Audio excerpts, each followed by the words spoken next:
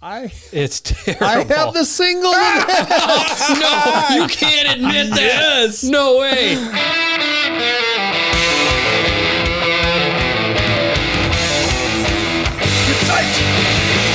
We're here to pump you up. Woo!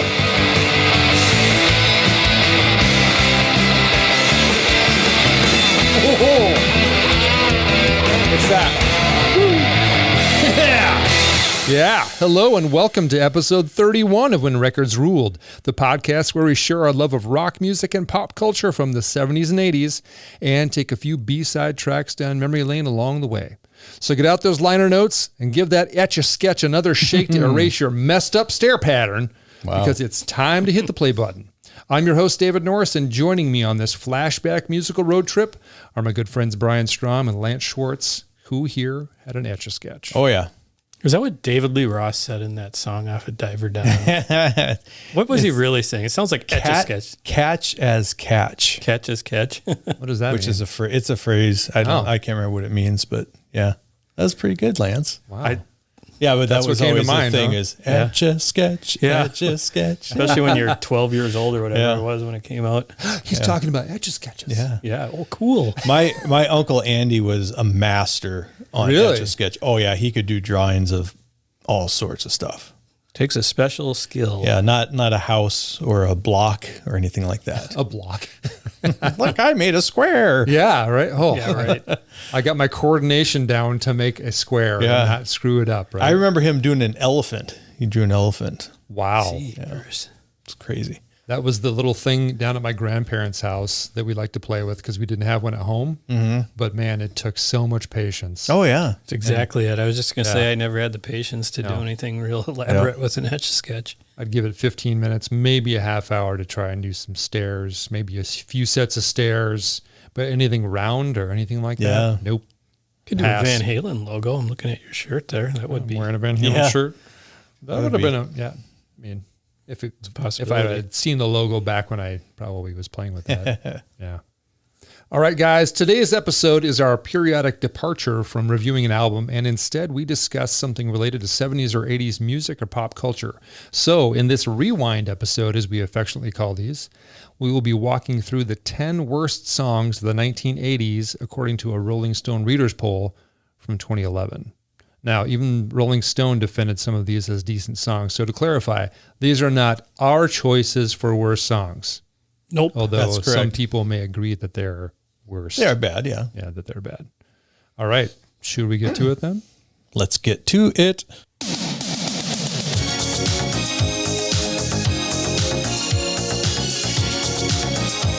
Oh, yeah. Coming in at number 10, coming in hot, Never Gonna Give You Up by Rick Astley, released on July 27th, 1987. How do we feel about this one as the number 10 spot? It literally sounds like the 80s to me. Oh, it is. Oh, yeah. It's just so emblematic of the 80s. Epitomizes. Although I think there are other ones who epitomize it even more. We'll get to those. Yeah. Yep, probably. Late 80s. Yes, true. I think Some some of these are a little more into the kind of dancing, kind of whatever you want to call it. They kind of epitomize more of the late 80s. Yeah, I think so. I think you're right. I think I want to go back to the first time I heard it and heard that voice. And you said, what is this? I totally remember that. I was at my grandma's house. My grandma had MTV, like all grandmas should. And grandma. We're with... she watch it with you? She would be in there, yeah. She didn't leave her chair too often. What was some of her favorite stuff? I don't know. I do remember her singing that song, I know what boys... I know what... whatever that song was. Yeah. Anyway, I remember her singing that song. But anyway... I do remember watching it with my cousins and my cousin Kathy just saying, how is that voice coming out of that kid? Yep. Yeah. Yeah. Because he looks like he's, 13, 14 years old and he's got this deep voice. Mm-hmm. It's just crazy. Super mature. Yeah. So was that some of the allure or mystique about the song? Well, I know when he was discovered, he was in a band called FBI and there was 3 guys and some producer guy saw them, was not interested at all in the rest of the band, but his voice Yeah. One of those situations. And he was, I guess Rick was really shy guy. And he's like, I want to record him, but I'm kind of nervous that he's going to just kind of collapse and not do anything. So they hired him to work in the studio. So he worked in the studio for a few months just to get to know the people in the studio so he'd be comfortable with it. And then they recorded him. Oh. When they caught him singing in the back room cleaning, they said, he's ready. Really? So yeah, no, I'm just joking. That's funny. That would be a good story though. Yeah. So yeah. So they wait. And then even after they recorded it, they didn't even release it for like 10 months or something because they're waiting for the right time to release it. And I don't know what let them know that this is the right time, but Prince and Michael Jackson. It was the right time. Prince and Michael Jackson weren't hitting the charts. That's right. You're probably right. Yeah. Middle of summer. Good time for this song, apparently. So, yeah. His first single. And he did pretty well with it. And we're getting Rickrolled right off the bat. Rickrolled. I mean, it's got some strange sounds in it, I think. The drums, to me, sound strange. The synth sounds that sound like strings. The disco beat. It's just... They recorded it they had 2 different keyboards and a drum machine. That's all it is. That's all it is. Holy cow. That explains a lot. Yeah. All programmed. I mean, it sounds very artificial with the beat. However. But at the time, yeah, that was cool. That was kind of new. Yeah. I think it's, under the surface, a pretty good song. And this is why. So our ringleader over here, Dave... when he sent out a playlist for the Rolling Stone 10 Worst Songs of the 80s, I don't know if you noticed this, or maybe it wasn't you, but anyway, I stumbled upon a piano version of this song that's slowed down, and holy cow, it sounds really good. It's recorded later, so his voice is matured. If you can mature more than that. But it has a little more bluesy feel to it. Never gonna let you Yeah, well, we should try to find it. It's called, I can't tell you what it's called right now, but it made me appreciate the song a lot more. It's got some emotion and feeling and doesn't sound half bad. I was never into the song, but I mean, it's not a bad song. It just wasn't rocking enough for me. I can totally understand that. All right, here we go.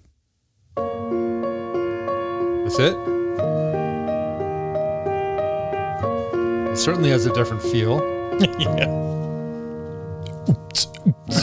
We're no strangers to love. Wow. Mm-hmm. It's different. You know the rules, and so do I. Full commitments while I'm thinking of. You wouldn't get this from any other guy. I just want. That's got a different feel to it altogether, doesn't it? Yeah. I mean, it what's the right word? I think there's a little more emotion to it. It's not just a pop song. Mm-hmm. Yeah. And the way he didn't go up from any other guy. Yeah. Yes, maybe he can't any anymore. Other guy. He can't anymore. Yeah, maybe. Well, yeah. He sang this live, like with Foo Fighters and stuff too. Like yes, he basically has. like Foo Fighters rickrolling the crowd. But I mean, people get into it. Oh, totally. It's so funny. You have this crowd of Foo Fighter fans and everybody's singing along. Yeah, it's like, mainly because of the meme, I think. Which that could be. Went, yeah, for huge. sure. Yeah. You want to but explain either that? way, how cool. Explain that one for people that may not know what Rickroll is. It's basically a type of bait and switch, usually using like a disguised hyperlink that leads them to the music video. Yeah. And I think the original So one check they out had this up video. there, it had almost a bazillion views. Yeah. And then they took it down, they put it back up, took it down, put it back up. The writer from Rolling Stone said he always preferred the lesser used Bel Air. That's where you cut a story off halfway and went through into the theme song of the Fresh Prince. Oh, yeah, Fresh Prince of Bel-Air. Fresh Prince of Bel-Air. Kind of the same thing. Yeah. Yeah. I mean, I always thought it was a decent song. I never necessarily got sick of it. Mm-mm. So, yeah, I think we're going to find as we go through this list too, I think there's people are conflating maybe with when they took this poll of like, they're sick of hearing these songs rather than like they're really bad songs. Right. Right. They're just overplayed. For a few of them, for sure. Yep. Yeah. That's one of them. All right. Moving on to number 9 here. numero. What is it in Spanish? 9-0. 9-0. Speaking of synth. Yeah. Ooh. Yo. If you're blue and you don't know. This is Putting on the Rinse by The Rinse?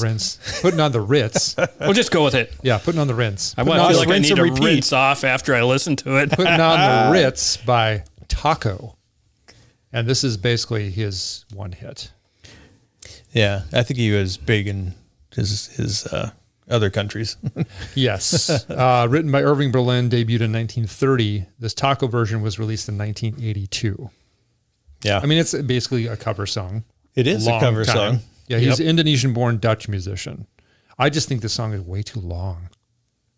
And It is long, yeah. And it's a really bizarre video. I think I don't know, maybe the version you're listening to is a longer one. Maybe. It might be a single version that would have been on the radio. But yeah.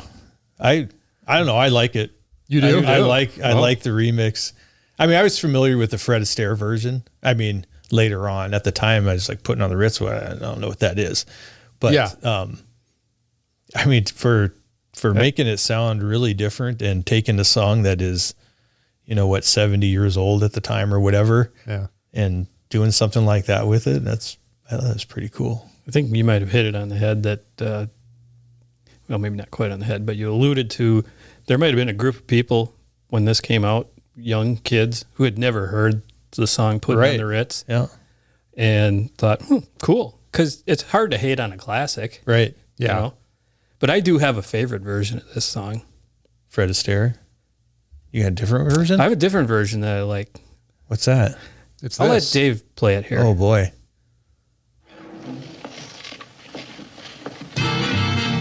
If you're blue and you don't know where to go to, why don't you go where fashion sits?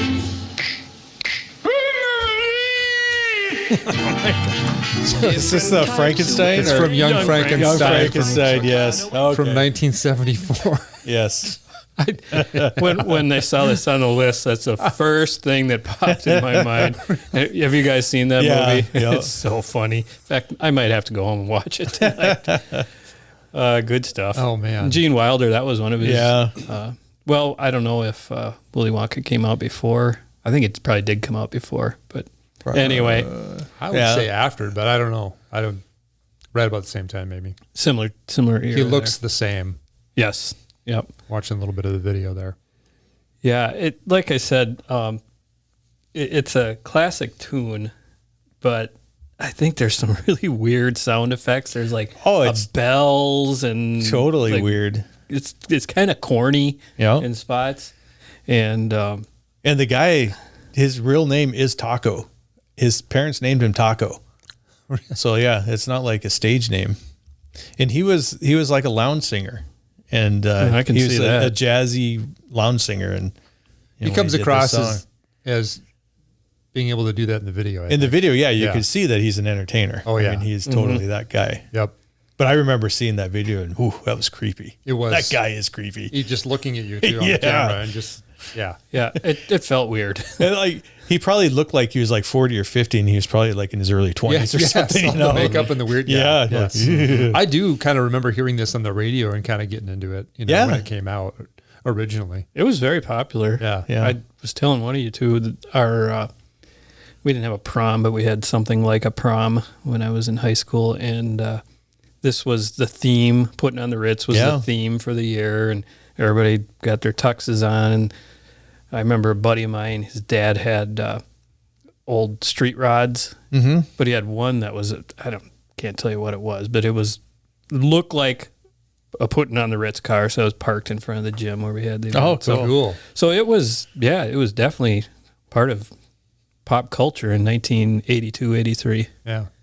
Did it say what month this came out by chance? No. Okay. No, I couldn't find that.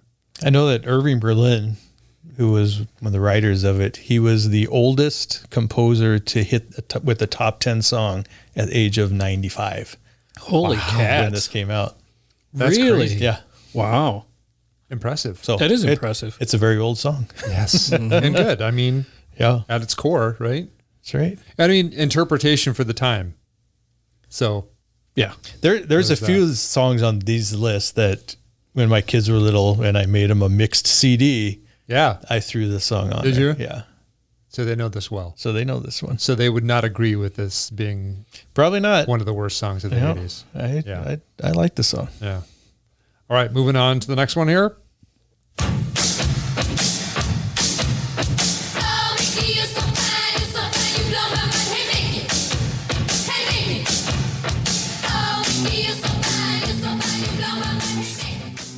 Tony Basil's Mickey, re-recorded sometime later, I think in 2011 as Hey Mickey.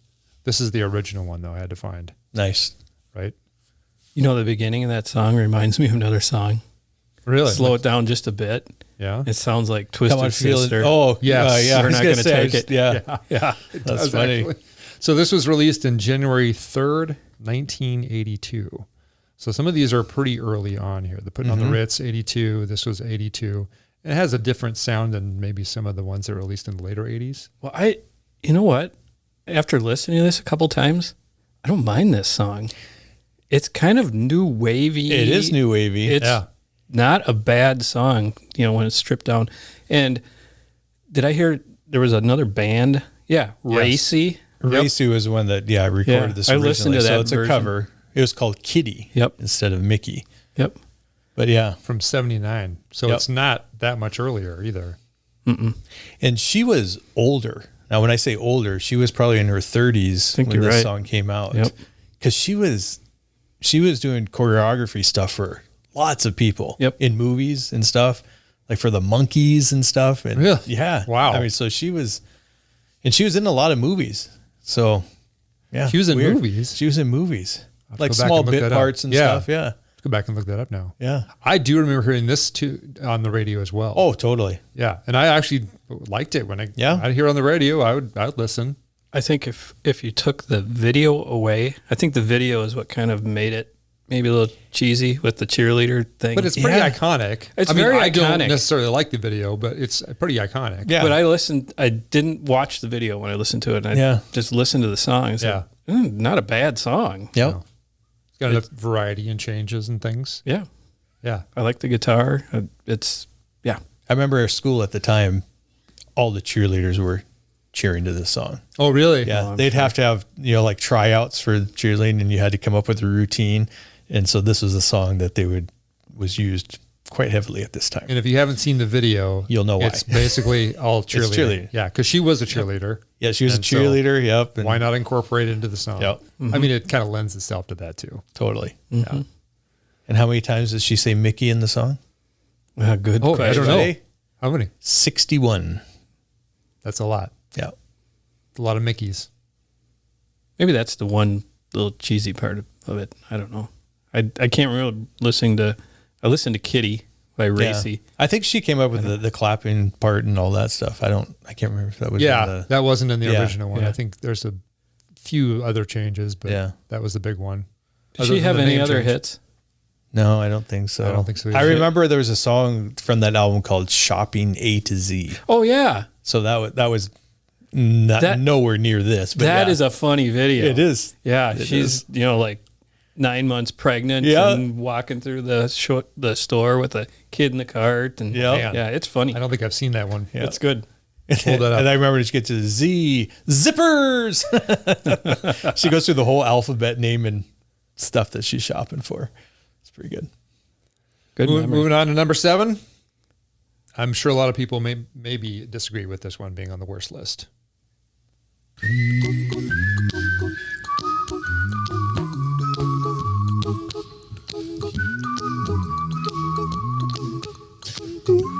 You trying to work it in there? Don't Worry, Be Happy by Bobby McFerrin. I'm not sure if this belongs on the list or not. I think this is one of those cases where it's probably just overplayed and people were sick of it. That would be my guess. Same. Because this guy is a musical genius. Yeah. He's a very good jazz artist, and I think he probably got a bad rap just because of this song in some people's minds. And I went and listened to some of his other stuff, Yeah. and it was good. Released on July 24th, 1988. So we're back in the later 80s now. Okay. So it's not dated. doesn't sound like an 80s song. No. It's a total kind of doo-wop kind of This could have been 30 years earlier. Yeah. Did it hit number one? I think it did. Yeah, I think I read this might be the only a cappella song to ever hit number one. Yep, you're right. It is. That's pretty cool in itself. And I think, was this on the Cocktail soundtrack too? No, I thought it was too, but it is not. It is not. It was in the movie, maybe? No, I don't know. I don't think it was. Readers, give us a call. Yeah, that's right. Okay. Light them up. Oh, line one. All right, sure. No, I was looking up the chart. U.S. Billboard Hot 100 number one. West Germany number one. West Germany. Wow, that does date it a little Australia, Austria, Canada. Yeah, so it was a pretty big hit. That was obviously like the total end of West Germany too, because when did the wall come down? Not long after 90, that. 89, 90, somewhere in there. Yeah. Oh, I take that back. Okay, I was getting another song confused. So he wrote and recorded the song for the album Simple Pleasures, and it was included in the soundtrack of the movie Cocktail. Yes. Okay. Sorry. I was thinking there was another song that was I thought was maybe in Cocktail, but wasn't. So yeah. What was Oh yeah, Kokomo. I was gonna say, just in a recent episode we were talking about the Beach Boys that popped up, and and we mentioned the Cocktail soundtrack. So the Cocktail soundtrack did pretty good. Yeah. The movie did not. Right. This won the 1989 Grammy Awards. It won the awards for Song of the Year, Record of the Year, and Best Male Pop Vocal Performance. You know what? Every artist needs a song that pays the bills, and good for Bobby McFerrin to have a song that pays. I think the he bills. doesn't even do the song anymore. That's what I read. Oh, yeah. Okay, so this is what I was getting. I just remembered looking that up for the movie, because you know who stars in this video with him? Robin Williams. Yeah. So at the time, there was a movie called Club Paradise. Oh yeah, that came out, and I thought, this is maybe in Club Paradise. That's why Robin Williams is in the video. That would make sense. That is not why Robin Williams is in the video. I have no idea why Robin Williams is in the video, other than comical performance. Old buddies. Yeah, exactly. That's why I was thinking different movie. I mean, it's an odd video as well. Do you guys remember the 501s commercial with him in it? Yes, I was going to bring that up. Yeah. Yes. And I think that was prior to this song. I want to say it was. Because I remember thinking when the song came out, I was like, wow, that kind of sounds like the guy from the Levi's commercial. Yes. And he's on the street. Yeah, he's doing Got my 501. yeah. Yeah. Button fly. Straight to fit my body. You guys know way too much of this. Oh, I love those commercials just because of that. But it was so awesome. But I have some Levi's commercials from the 70s in my head that I can sing to you as well. It's not. Yeah, go ahead, Lance. Yeah, go ahead. Wait, yeah. No. We'll just wait. I can't sing that well. We'll just right. wait. We'll wait right here. Okay. Yeah, go ahead. Anytime. But I really do. We're paying for this airtime. Yeah, right. So out of all the songs, I think this one is the most undeserving in my mind, because it's so different, and you could put this in any time frame. And I think this is probably one of the ones that people were just sick of hearing. Yeah. That's my opinion anyway. But I like this song, and I could still listen to it. I mean, it's a happy song. Yeah. Just say, don't worry about it. Right? Yeah. Hakuna Matata. All right, bringing it at number 6. Here we go.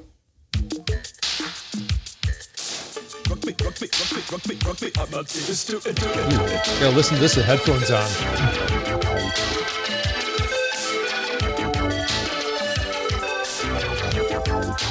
Yeah. Rock Me Amadeus by Falco, released in 1985, right smack in the middle of the 80s. Sounds like it. It does, doesn't it? I watched the video. Yeah. I think it's kind of cool, actually. Yeah. It's not bad. For Falco, 80s videos, the dude is just like oozing personality. Oh, yeah. He looks like a big pretty time. cool guy. He right? does. Yeah. I kind of like it. I didn't think I liked this song.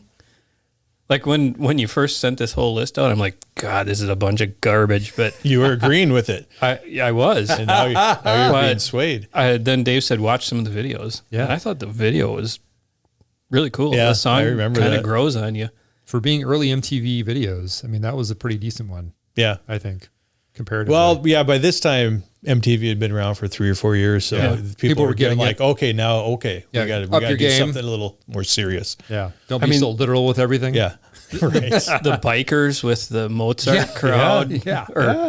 It's interesting. But I have no idea what the song is about, except that Wolfgang Amadeus Mozart is part of it. Okay, so I was just looking up, there's at least 21 different versions of this song, by Falco that have been remixed, different countries, different things like that. I didn't so there's extended tons of dance mix. Yeah. But I remember there was one of the US versions or whatever where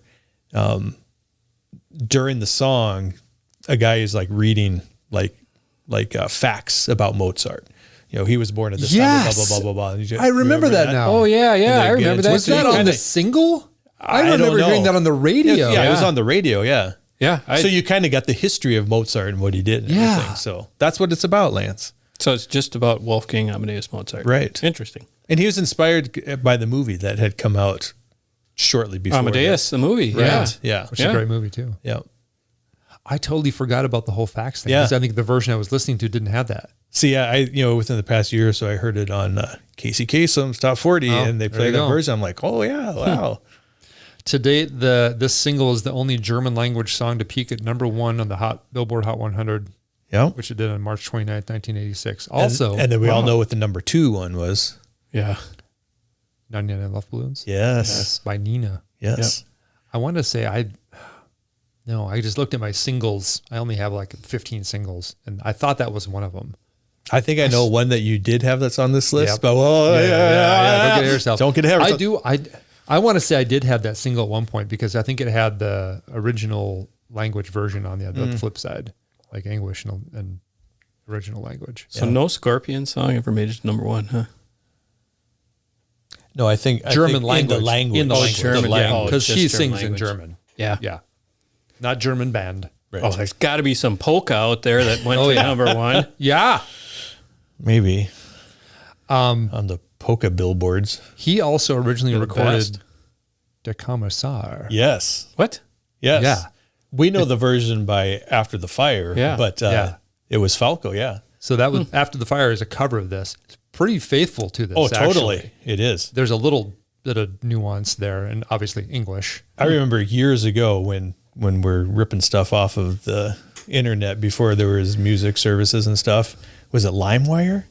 Was that one of them where you could snag songs off? Oh, yeah, that sounds familiar. LimeWire is one of Napster. them. Yeah. Napster. I remember looking for this song and finding the Falco version, and I was like, oh, I didn't know this was Falco.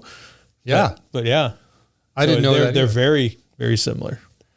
I thought this song was pretty cool when it came out, actually. Yeah, it was. I mean, I agree. Yeah. So have you seen what's mentioned in the Rolling Stone review, the Planet of the Apes themed parody of Rock Me Amadeus? No. I haven't either, but another thing I got to watch. Wow. That's pretty crazy. I'll maybe have to stick the link in here for the show notes to the Rolling Stone. Whoever, I can't remember who did the write-up on this, but it was pretty comical with some of the responses to this, All right. Moving on to our number 5 spot here. Here we go.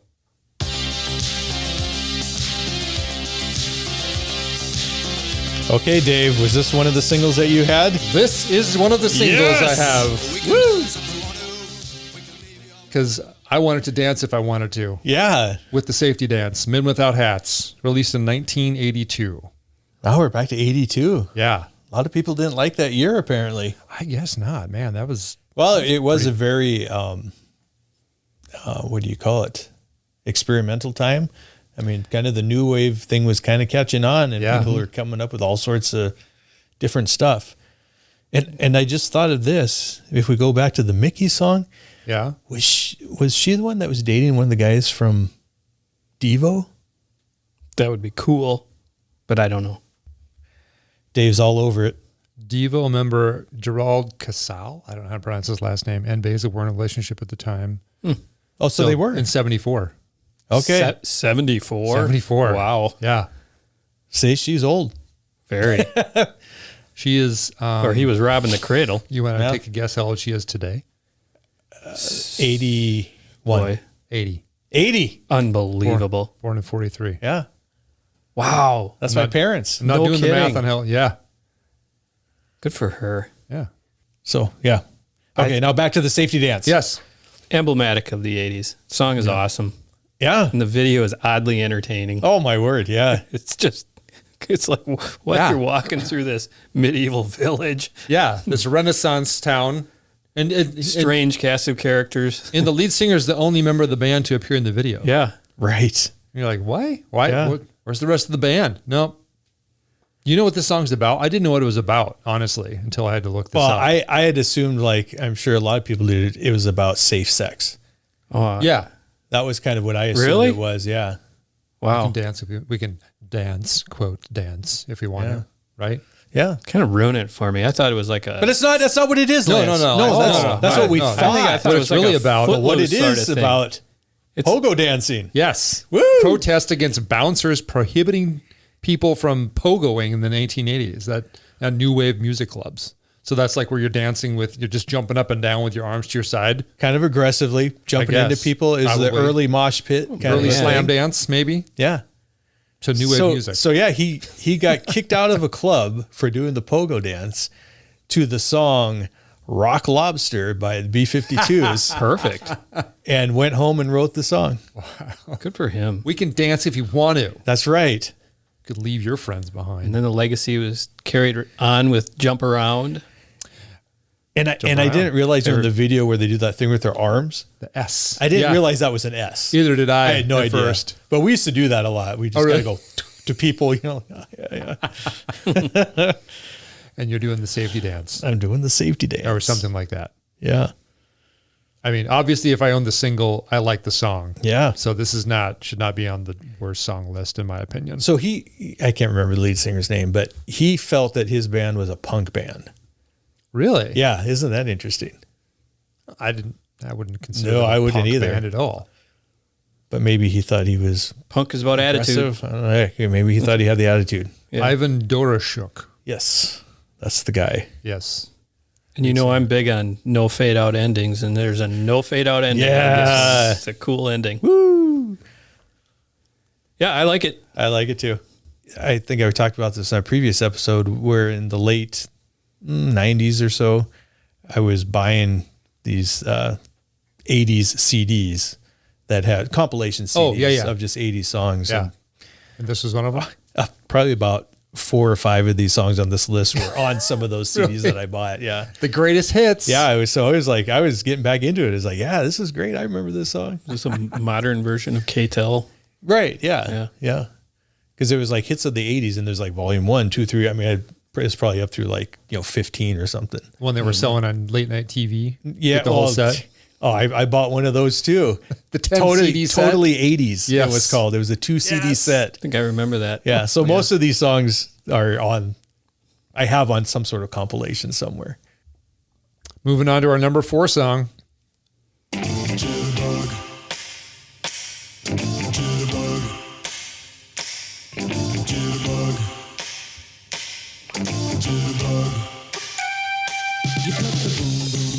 Wake Me Up Before You Go by Wham. Wham. Wham.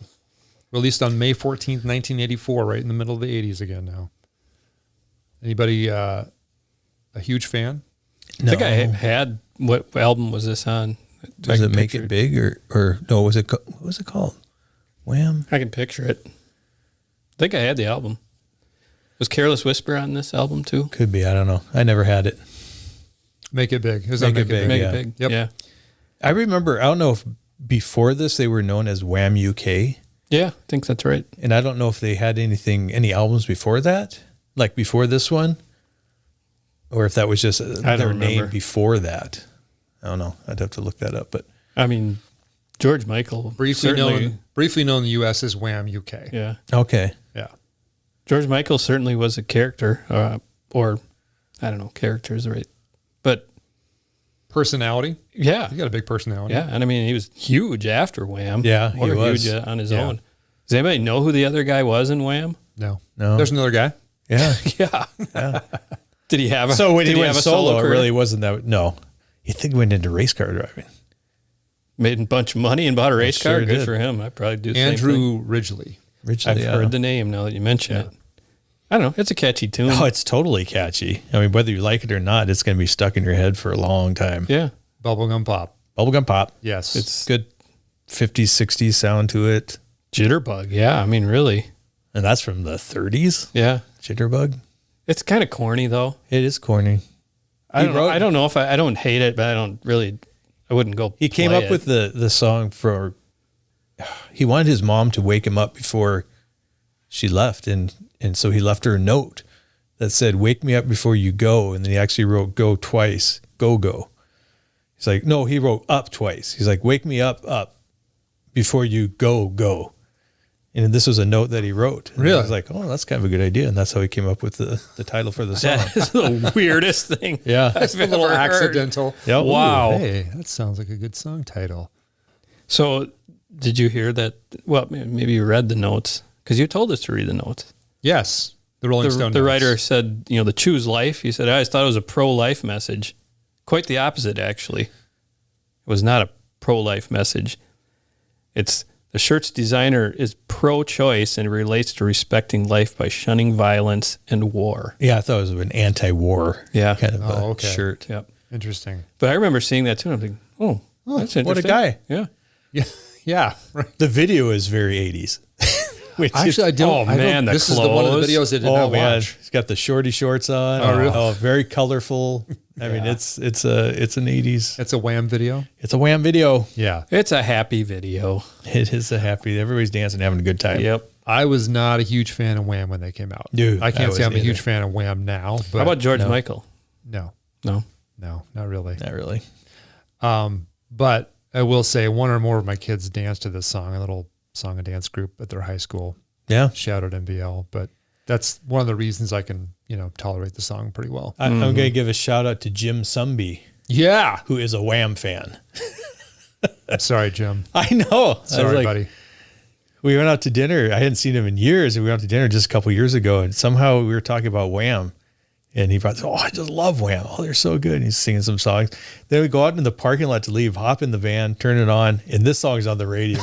I'm like, Jim, come here. And I crank it up. He's like, yeah. Oh my gosh. I did not know. So I guess there's some of those people out there. Yeah. Well, there's quite a few of them. Yeah. Pretty popular Just group. probably not many that would want to admit it. Yeah. Very true. Moving on to our. That was number 3. Is that right? No, that was number 4. Number 4. Yep. Okay. Moving on to the number 3 song here. Just gonna slow it down a little bit. Take it easy. Smoke 'em if you got 'em. Yeah. Slow clap. Get a little sentimental now.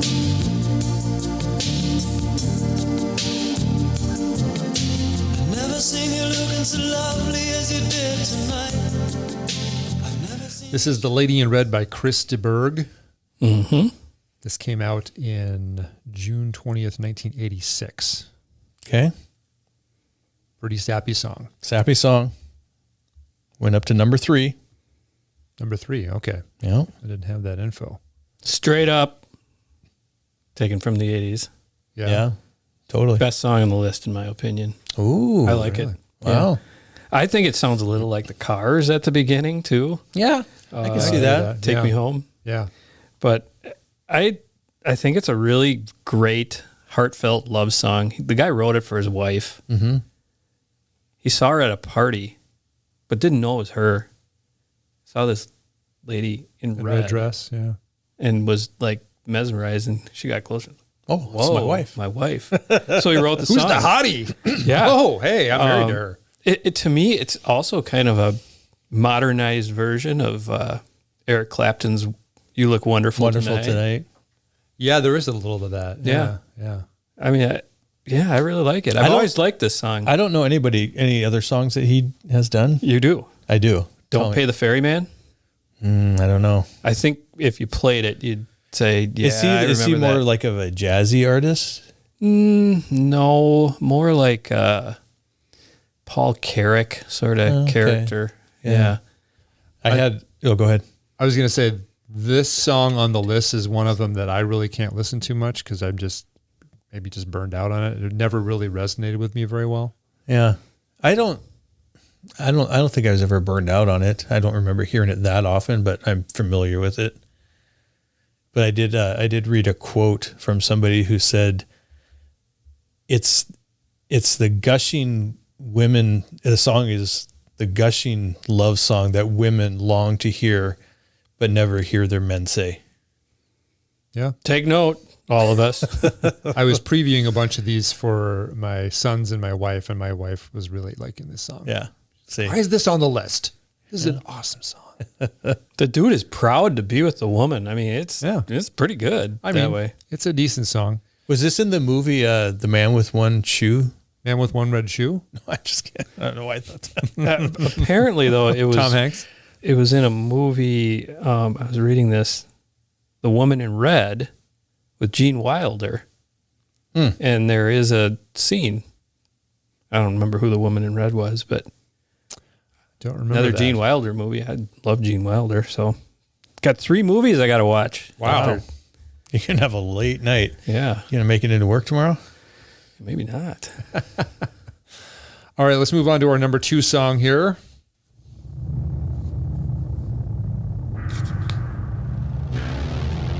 Oh, yeah.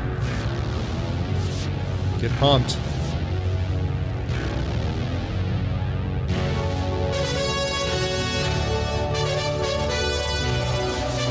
Going to introduce the lineup for the podcast. There you go. To In my this right, corner of the table. Lance Schwartz. Next up, batting second, Brian Strom. This is the final countdown by Europe. And this is the number 2 spot, released February 14th, 1986. This video has over 1.2 billion views. Billion views. B with On billion. YouTube. That is a crazy high amount. Why? Probably because people just want to listen to the song. Yeah. I'm guessing. Yeah. What kind of music is this? Well, I have no idea. the song was written just to be an opener of their concert. Aren't they more of a metal band? Yeah. Because I look at them in this video, I'm like, you guys do glammy not metal. look like you should Yeah. be playing this. They look like a glam band. Yeah. Yeah. Totally.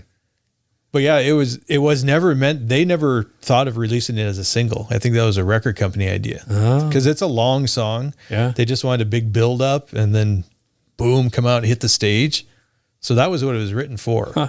It does that job. Totally does that job. But then I wonder if they followed through with that. It's like, okay, now we want to play our big hit song, the first song. Right. Some bands do that. I know. Well, when you got a big catalog, you can do that. Yeah. But they didn't have a catalog at the time. Yeah. And after that song, everybody's like, well, it's all downhill from here. I guess, yeah. I mean, I did find a live version that was like the 30th anniversary of the song. And the singer sounded great. Wow. Yeah. I mean, you can tell he took care of his voice. And if I'm not mistaken, it's a lot of the original members. I mean, they stuck it out this long. And he sings pretty high. Yeah. So that's pretty amazing if he did. but it was a little more raw. You know, you could hear the guitars a little more. Yeah. But a little less polished. The guitar solo in this is probably one of the more recognizable guitar solos from the 80s. Yeah. I mean, if you stripped it out, and I know that's the solo from Final Countdown. Yeah. But it's just, it's weird how they look. And I don't know any of their other stuff. Did you guys listen to it? Oh, yeah. You remember like Carrie and Carrie was there. Rock the Night. That was a heavier Carrie, song. I know. Yeah. Yeah. But it's just funny how they look like, man, you're just going to come on and boom, rock you. And it's like, what is this? It sounds like Asia or something. Yeah. What year did this come out? Was it 86, 87? 86. 86. So he had written this keyboard part 5 years prior to this and just held on to it. And put it in the bank? Yep. And then came out with this. So originally it was just an instrumental that he had. He thought it sounded like a movie soundtrack song. Kind of does. You can kind of get that. Yeah, totally. Very dramatic, thematic. Yep. The song and the band Europe appeared in the 2015 USA televised commercial for Geico Insurance. Yes, I remember that. I remember seeing this playing in the lunchroom as a microwave oven's timer is counting down towards 0 seconds, saying, "If you're Europe, you love a final countdown. It's what you do." Yep. So after that appeared, though, the song hit #1 again on the U.S. Billboard Unreal. Hard Rock Digital Songs, 2015. Where were they from? Are they Europe. They're a Swedish band, No, I think. I think they're Swedish? a Swedish Are band. they? okay? Yeah. I just thought that was amazing. And it's probably like when, I think Geico had rat playing, they got a rat infestation or something. I think another Geico commercial and I think Round and Round or something. And again, I think they probably skyrocket that single for sales and things like that or plays. Mm-hmm. It makes sense. Lyrically, can you guys think of who may have inspired him for this one? Bob Dylan. No, I have no idea. Bowie. Oh. Space Oddity. Oh, there you go. Yeah. Sure. Yeah. That was his inspiration. Cool. Put all the pieces together. Is a big inspiration for a lot of songs. Yep. Has been all along. Space Truckin'. Mm-hmm. Deep Purple episode. Yep. Check it out. Yeah. Ready for our #1? Before you play it, this is one of the singles, the 45s that I have. Of these top 10, I have 2 singles. This is one of them. This is one of them. The Final Countdown was one of them. Oh, okay. Yeah. So, and then the next one. And then the next one was another one that I had. All right. Here we go. We built this city. We built this city on rock and roll. Built this city. We built this city on rock and roll. We Built This City by Starship. Probably a kind of polarizing song. I'm going to guess that Lance hates this song. I'm going to guess that as well. I can kind of feel sorry for the earlier version of Jefferson Airplane and Jefferson Starship because this is under their moniker. But as this we've was like said their all only along, #1 song. Yeah. By the way, this came out in August '85. I mean, bands got to move on. We've been saying that all along. So you know what? They moved on. Got a new lead singer. Well, Grace Slick is still in it. Yeah. And she does a great job. I like her part. I think she's still awesome. I mean, this band recreated themselves 3 times. I mean, they have 3 names: Jefferson Airplane, Jefferson Starship, and now Starship. Mm-hmm. They reinvented themselves each time. Yeah. Very different. So the Jefferson Starship, when Mickey Thomas joined in the late 70s, the band, I mean, they were pretty hard rocking. They were awesome. I have the album Freedom at Point Zero. Yeah. It's got Jane. What a great song. And rock and roll is good time music. Their earlier stuff was, the psychedelic 60s kind of stuff. And now they're in the 80s, and now they're just morphing into what the next thing is. They still tour. I don't think anybody original is left. Probably not. They're probably all dead. No, Grace Slick's not dead, is she? Or is she? But she retired Yeah. decades ago. Oh, she's Long time like, ago. how old is she? 83, 4, 5, man, something like that. I have to look that one up. So yeah, I don't know. I never minded this song. So It's totally overplayed. I mean, totally overplayed. Of all these songs, you still hear it on the radio today. yeah. But no, I don't hate it. It's just like all of these. It's like, man, I don't know. We've heard these so many times. I think you touched on that. Maybe why these songs made the list is because they just got played Overplayed. to death. I bet you more of the people that really hate it are the ones that didn't like them making the change. Probably. Going into that next phase. Or are just sick of it. Yeah. Again. You want to guess how old Grace Slick is, by the way? 83. 86. 84. Woo. Yeah. What album was this on? This was Knee Deep in the Hoopla, Yes. which is one of the Lyrics right? in the song. Was that after Nuclear Furniture? Yes. Yeah. Because that was Jefferson Starship. This is just Starship. Was that Jefferson Starship? Yep. This was the first album they released as Starship? Yep. Okay. I thought I remember hearing that when it came out, too. Yep. Because I was wondering who the band Starship was. Right. Yeah. Yeah, Interesting video as well. Yeah. New technology that they're trying to incorporate. Yeah. With the green screen stuff. Yeah. And, yeah. Hindsight, it's pretty obvious, but at the time it was probably, yeah, that's kind of cool. We could do this. Cool. Hey, here's a new effect we could do. Yeah. But I think one of the, again, way overplayed.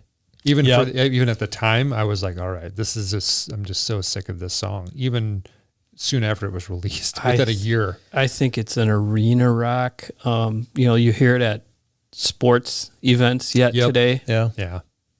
And that's probably why people were saying. Do you know who one of the co-writers was? Lance? No. I think I read this. But Elton John's partner? Oh, yeah, Bernie Taupin. Oh, yeah. Yeah. He was one of the writers. That's cool. And the song was originally written because they were writing about the LA scene where all these clubs were closing. All these live music clubs were starting to close. It had a good message behind it. So the message was Intent. there, yeah. Yeah. I did like that. But I like the line where they talk about, who cares? They're always changing corporation names. Starship, they're on their third name. Yeah. It's kind of ironic. Yeah. Yeah. But they didn't write the song. So, Yeah. they were just. Maybe should have identified that as one of the lyrics, though, right? How is this going to be perceived by our fans? It harkens back to another review we did, the Great Radio Controversy. Yeah. Marconi is mentioned. Yeah. Right. And Playing the Mamba. yeah. Is that what he first played when he invented the radio? Yeah, right. Or I don't know. was it Nikolai Tesla that invented? So Tesla. Go back and listen to that episode too, folks. That's right. So magazines Blender and GQ both called it the worst song of all time. I That's disagree. a lot of hate. It's a lot of hate. Yeah. Yeah. I don't know. I think there are worse songs out there. Just got to sell records. No, they got to sell magazines. So you got to put some sort of controversial statement in there. Probably. I don't know. I think what I learned from this episode is that most music has some value, right? Yeah, I would agree. It does. I mean, and it's all subjective. You like what you like, but in general, I didn't think this was a bunch of crap. I know. No. It's funny. What I thought when I first saw it, I'm like, oh gosh. Yeah. But like I said, it's all because we've heard it a million Right. times before. Yeah. Yeah. And there's some a of- reason why you've heard it a million times. Yeah. And for us, versus someone maybe born in the 80s or 90s, I mean, we have a sentimental value to some of these we Right. attach, right? Emotional attachment to some of these, because we remember maybe when we were listening to it on the radio or MTV. certain This was the situation. peak of MTV. Yeah. All this Or stuff seeing the coming video. out. Yeah, the videos were huge. Yeah. Yep. Helped a lot. That Men Without Hats video. I had. I don't know if I guys told you my China Kantner story. Yeah, you have. Yeah. It's So awesome. The what? So this is the daughter of Grace Slick and Paul Kantner, who were in Jefferson Airplane. Okay. Anyway, they were Yep. married for a time. Yep. They had a daughter, China. Well, there was a used record store in my hometown, San Lorenzo, and we used to go there all the time. And there was this girl that worked there, and her name was China. And she liked the kind of music that we like. So we'd go in there and she's like, oh, this came in. So she would let us know this stuff coming in. We kind of got to know her a little bit. Yeah. Then one day she's like, hey, I'm kind of doing some guest DJing on one of the radio stations. I think it was KOME in the Bay Area. And she said, we're going to be out at Santa Cruz. We're going to be, broadcasting live out there. We're going to be giving away a bunch of records. I'll save you some records. So we go out there. We're talking with her out there. She gave us a bunch of records. I think we got like George Thorogood and Lita Ford and a bunch of brand new stuff. She's given all kinds of Frisbees and all sorts of stuff. Wow. Oh, this is cool, Well, then all of a sudden we didn't see her for a while. Then we're watching MTV, and here she's like a VJ on MTV. And we're like, that's China. Who is China? Well, it's Grace Slick's daughter. Yep. And you had put that. We had no idea. Yeah. We didn't know. Why would you, right? I didn't know who these people were. Yeah. And their name was just China. I mean, why would we know their kids? Yeah. Grace Slick and Paul Kantner's kids. But yeah, so it was just a little funny thing. But I That's remember so me and my cool. friend Todd were just like, what? That's what? so much confusion. Yeah. But it's just her. But Bay Area band, so they live in the area. Okay. I think she typically worked in the store that was in Berkeley, but a couple of days a week she'd come into San Lorenzo and work that store. That's So, cool. Yeah. Was her Pretty name fun. really China Wing Kantner? I don't know about the wing, I think that's what I had heard. but yeah, Middle name Wing? Yeah. Don't know. don't know. Flower Child's child. Yeah. Yep. Okay, well, we've tackled the big list. So I have a few questions for you guys. What's your favorite song on the list? Oh, I think I already alluded to that. Oh yeah, Yeah, you did. So Lady go in ahead. Red. Go ahead and spill the beans. Yeah, I think Lady in Red, but I could change on another day. Lady in Red and I suppose Men Without Hats would be up there too. So Lady in Red's your fave, though. I think Brian's so. looking at the list again. I know. He's so undecided. I am so undecided. Yeah, I liked putting on the Ritz. I just love how goofy it is and how he just got so many twists and turns in the song. He even does a little tap dance thing and he little, does. Yep. little pays homage to Fred Astaire in there. So Yeah. it's like kind of like that one. So I'm going to go with that one. Putting on the Ritz. I have to go with Safety Dance. Oh, we knew that. Yeah, you knew that. It's kind of like the Christopher question for Lance. You would have been a good pogo dancer. Heck yeah. I could probably still do it now. I know you could. Probably injure something, though. You'd be knocking Lance and myself over. All right. Conversely to that, what's your worst song on this list? Oh. What do you agree with the most, I guess, on this poll? That's a tough question, but we have to answer it. You want me to go first? Yeah, go ahead. Lance isn't going to like this. It's The Lady in Red. Yeah, that's fine. Just because I'm probably that's my least favorite. It's still a decent song, but it's probably my least favorite on the list. Yeah, and I'm going to go with, and I don't hate this song, but of these songs, Don't Worry, Be Happy. Just, Yeah. too much for me. Too much sweetness. Yeah, I guess. Too much happy for you. You'd rather be stoic. I guess. You are kind of Although it is cool. It's a cool song, but Lance? if I had to pick. And Brian's going to hate this, but I really don't like Putting on the Ritz just because it's remade a zillion times and it just wasn't real original in my mind. That's funny. But I disagree, though, because he totally made it his own song. I think you could look at all the, because I've listened to a number of covers of these over the years, but it's usually these people from the 40s, 50s kind of people redoing this song. Mm-hmm. Yeah. But then there's a big gap of it not being redone until he did it. Yeah. And I mean, he totally put the 80s twist on it. Not my kind of music. Yep. Oh, that's fair. One last question for you before we peel out of here. What was your favorite, Dave? My favorite was Safety Dance. Okay. Yeah, that's right. Mm-hmm. Yeah. One more song that should have been added to this list. What is it? One more worst song. What do you think they missed for the worst songs of the 80s? What do you have for me? Who are you asking? Brian. Okay. Just wondered if anybody wanted to jump in. This is an artist who did make it on this list, but as a group, I'm going to go with George Michael. I Want Your Sex. Do I play that? Oh my word, that is awful. The juicy synth sounds is just gross. Ugh. Does that just sound nasty? It does. So not a George Michael fan. Ugh. I remember hearing this on the radio quite often, though. Yeah. I mean, it had a decent beat, but yeah, it just... I think my mom told me to turn it off. When it Oh, I came out. bet. And rightly so, Lance. I'm going to skip ahead here.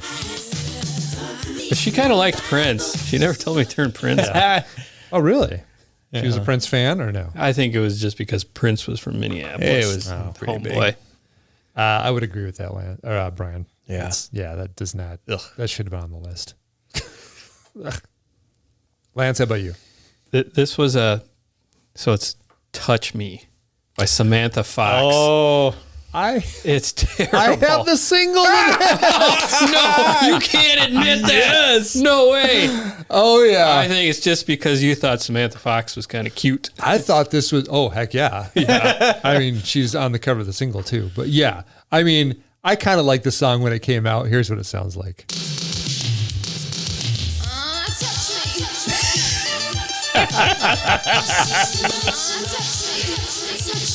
Mom, can you take me to the store? Why? Well, I want to pick up a single. Well, what do you want to What's it pick up? It's called, oh man, I don't know which is worse. Touch Me or in parentheses, I Want Your Body. Yeah. Samantha Fox was a fox. Okay, I mean, so you have to admit that. what were some of her other songs? There was one of hers that I did kind of like. It Ask wasn't Dave. that one. He's the Yeah, fan. that's right, Dave. What do you got for me? What are your like? That's the only one. What are your like top 10 favorite Samantha Fox songs? Let me tell you. Jeepers. Here's nothing's going to stop me now. I don't know. Just give me some of the titles. I have no idea. I have no idea. Even the Spotify like most played songs. I only want to be with you. Yeah, that song. I That's like a that remake. one. Is it really? Yeah, it That's is a remake. Yep. I remember liking this one.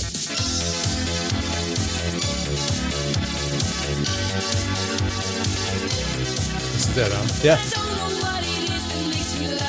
Oh, okay. you'll probably recognize the song. Yeah. I had a slew of remakes that were bad too, but I figured Touch Me was not a remake. So Yeah, that's pretty good. All right, for mine, you're not going to recognize this song. I'm almost guaranteeing because it's from a movie soundtrack called Breakin', which I own. was it a on hit? cassette. Was this song a hit? This was a decent sized hit. Yeah. Okay. Because I think they play it on the radio just because of the soundtrack. Probably, it's by a duo named Ollie and Jerry, and so it's like this title track to that. Didn't Ollie go solo? I mean, it's like epitomizing all the stuff that was breakdance music with all this stuff. But I'm gonna skip ahead to like the chorus area. A little bit of verse in there. They were so capitalizing on the popularity of breaking. Yeah. Sound Unabashedly just a money grab. Yep. And even the lyrics just totally are cheesy. Oh, I remember this song. You do? Okay. Yeah. Yeah. dark period in music history. All of these. Yes. So anyway, Breakin', There's No Stopping Us from the Breakin' original motion picture soundtrack. Yes. Back to 84. You guys want to know the one that I actually was, Yeah. but Not Samantha Fox. no, The other one. It's 65 Love Affair by Paul Davis. Do you remember that I love that song. Do you really? Oh, yeah. That's a great song. Okay. I actually remember that probably from like roller skating. Probably, yeah. Yeah. Would that come out in 81? 81. Yeah. Yeah. Yeah. I remember love hearing it. this on the radio a lot. So this, go ahead, Lance. So Davis hated this song. He wrote it, but the record company made him change it. It was originally 55 Love Affair. Yes. They And wanted to make it more current. He said he calling it bubblegum and a sellout. In spite of the popular success, he was so disgusted with the commercialized result that he opted out of his contract with Arista. Wow. Signed with Razor and Tie Record and never had another hit. I was going to say, yeah. Yeah. But Well, he the was thing that is funny is he only changed basically the chorus to 65. Yeah. So it was his song before they made him change that. I think maybe they, the and some little of the, cheesy stuff like Yeah. that. They made him But add. it was supposed to sound like a 50s song. He was talking about a 55 Love Affair. So Yeah, I never heard the demo, but Yeah. he didn't like what came out. Wow. Yeah, I think It was it's so interesting. funny that bands hate usually their biggest songs. It's the ones that made them known to everybody. Yeah. And they always can go back and critique it and say, oh, it was supposed to be this and that and blah, blah, blah. Well, you know what? If it was those things you wish it was, it wouldn't have been what it is. Yeah. Bobby McFerrin won't play Don't Worry, Be Happy anymore. Yeah. No. And wouldn't you be pretty ticked off if you went to see his concert? Yeah, no kidding. It's like, come on. He's got enough other hits. Being one. That 501 Blues song. Yeah, that's right. He does that. All right, guys, that's a wrap on the top 10 worst songs of the 1980s. Phew, we made it. It wasn't that bad.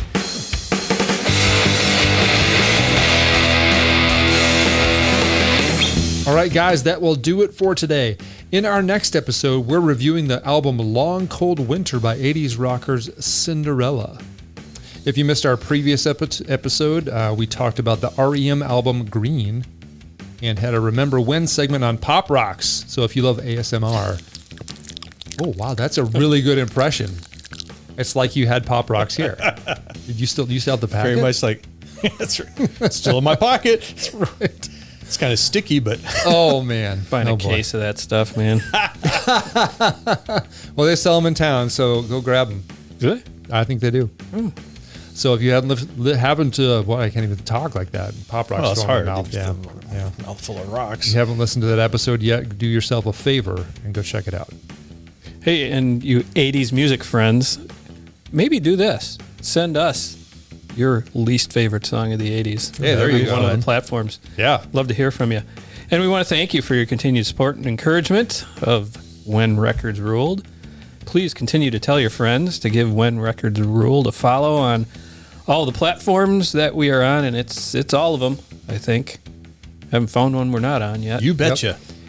And That's not a platform we're on. Oh, that's right. We're not on that one No, yet? nope, not yet. All right. Working on it. click those like and share Contracts. buttons. Local. Yep, click those like and share buttons, and as always, we'd love to hear more from you about future episodes that we will hopefully do. And we'd appreciate it if you'd leave us a review of what we've done. Do you like it? Do you not like it? Yes. Yes, you do like it. Hopefully. At least that's what a couple people have said. Just two. Just two. But yeah, give us some stars on the rating there on whatever listening app you're checking out. The more stars, the better. That helps. You can also follow us and leave us comments, like maybe what your worst song is from the 80s. Yes. That you don't like. That'd be fun to get a list of that going. It would, yeah. Yeah. Please do. Get a long string of that. Yep. I'll throw that out there on the socials. Yeah. So leave us comments on Instagram and Facebook at When Records Ruled. That would be really cool of you to do. Check out our Remember When segments too. Yeah. Maybe share some of your memories of some of those fun things. I like those remember wins. Yeah. Dave does a good job He with that does. stuff. Donka. As long as we remember. It's becoming more and more challenging. Yes. Check out our Spotify playlist where Dave is going to put a little compilation together of these worst songs so you can listen to them at your leisure.